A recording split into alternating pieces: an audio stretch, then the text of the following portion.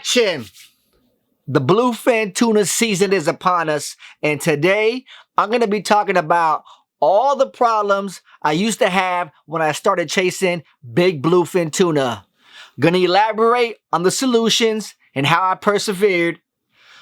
Just a few things to help you guys catch more fish and build your confidence in the process. Hustle and fish. Let's go. I always find the fish. Always. Welcome back to another episode of Hustle and Fish. This is the official kickoff to the season. Thanks for watching. Thanks for all the support I've been getting. It is sincerely appreciated. Let's dive right into the problems I used to have when I started chasing big bluefin tuna. Let me just say, there's a learning process. There's endless time that has to be put in, but what stands out the most to me was my confidence level. As I look back, I would say the problem was I knew a lot of great fishermen, which was a gift and a curse, because I was hand-fed information from the beginning, and when I had no information, I was just like a baby with no food and didn't really know what to do. So along this journey, somewhere I rebelled eventually and just got tired of being hand-fed information. Meaning like before a trip, you're calling all your bros, which is a good thing. But there was times where your bros were on the water. You can't get a hold of your bros and you got to make a move on your own. I recall one trip especially when it was going to be a bro trip and all my bros were ready to go fishing, and I made the phone calls, and everybody gave me bad news, meaning there's no fish out there, don't go waste your time, they're not biting. And in that typical scenario, I would just get back to my bros and be like, hey, we're not going tomorrow. They ain't biting. But this time, my bros, shout out to Bear, Alberto, and they rebelled. They were like, let's go anyway. We just want to get on the water. And I'm like, all right, I ain't making no guarantees. I mean, it's fishing and there's never no guarantees, but I was like, well, I don't have information. So I did the best I could with what I knew, did some research, went to where I thought the fish were going to be, and bam, we slayed them. The only boat out there, we hit limits, and it was just an eye-opener that every day's different, and it was really the beginning of my confidence level starting to set in. So after that, it was a game changer for my confidence, because I whacked the fish, slayed them, and everyone knew that I did it on my own strength. It's never on my own strength because I give all glory to God, but for the most part, I did the research and I found the fish. The second time this happened, the boys weren't fishing, and taking what I learned from the last time, well, that doesn't stop us no more. Did the research, which we're going to get into, but I'm kind of more focused on the confidence level. Same thing happened. I go out there by myself on my own strength, slay them again. Now I'm feeling some type of way like, okay, there is some math. There is some things that we can do to put the odds in our favor, and I'm going to share those things today. Now, what started to happen was I started to ask myself this very important question that we all should be asking each other. When we see fish, catch fish, or have friends that found the fish, why are those fish there? And I'm not talking about the easy answer because there's bait there or tent break. It's more digging deeper. Why are those fish there? So besides putting endless work offshore, I started bringing work home.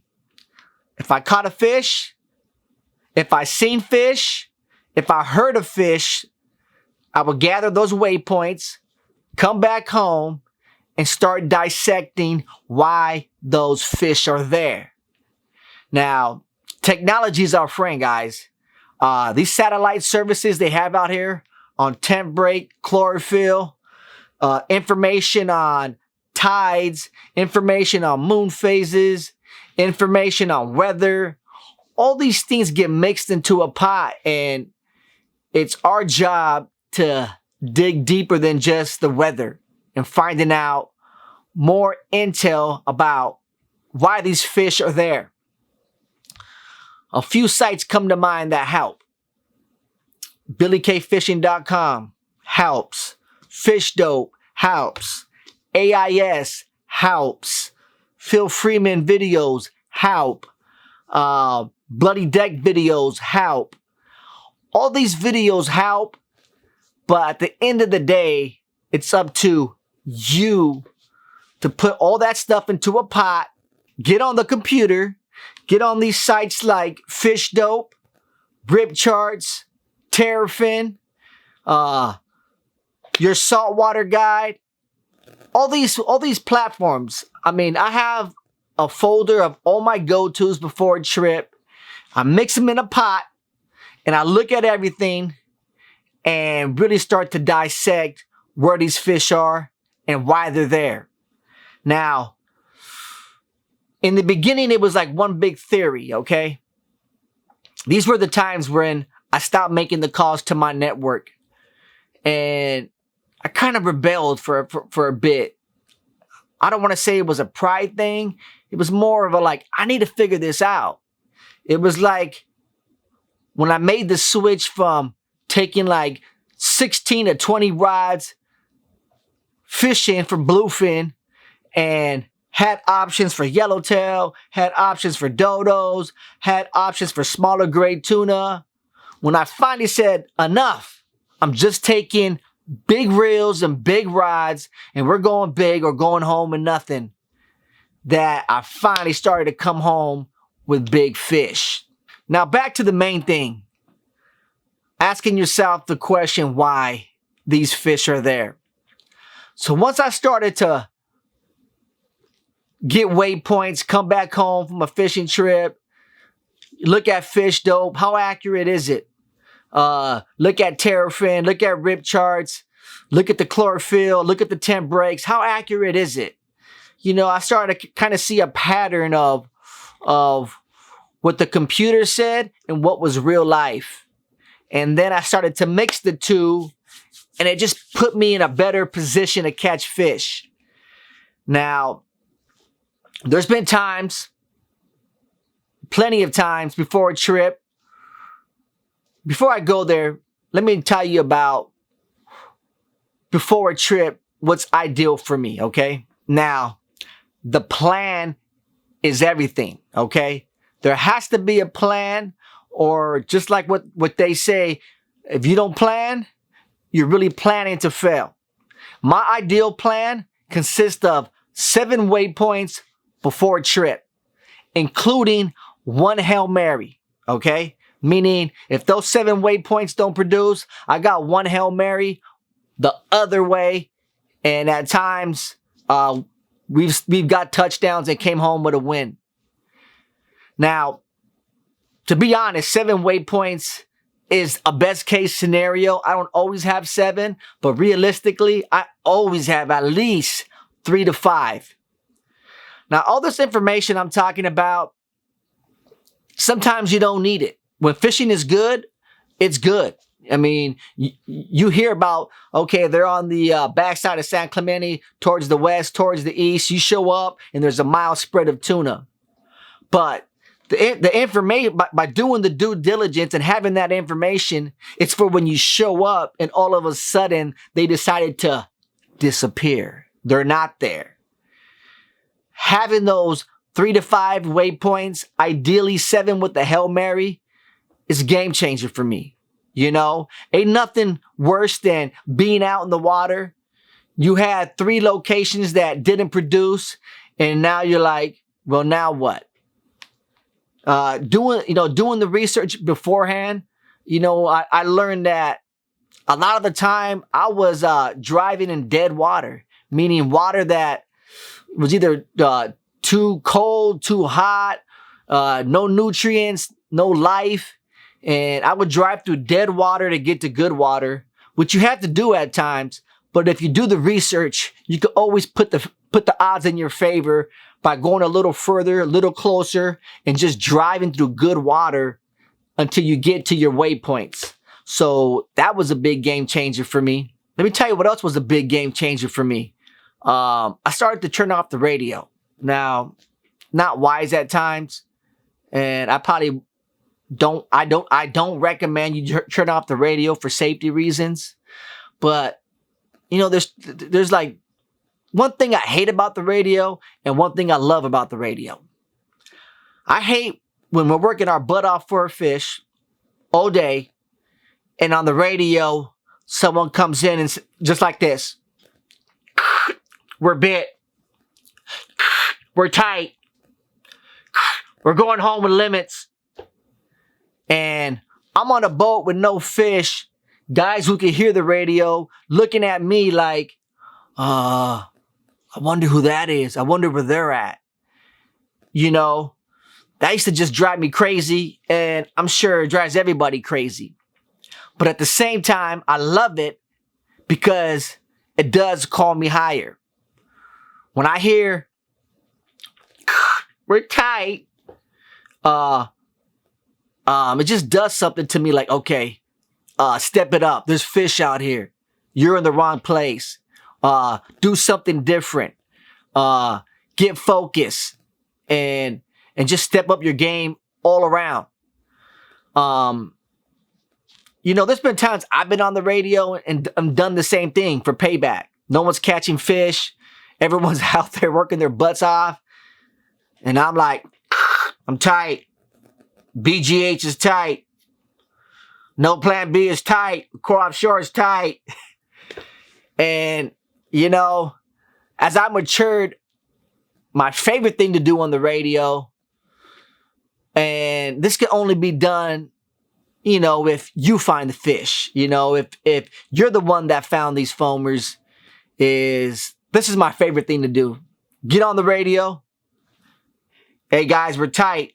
Lots of fish down here. I just hung my second fish.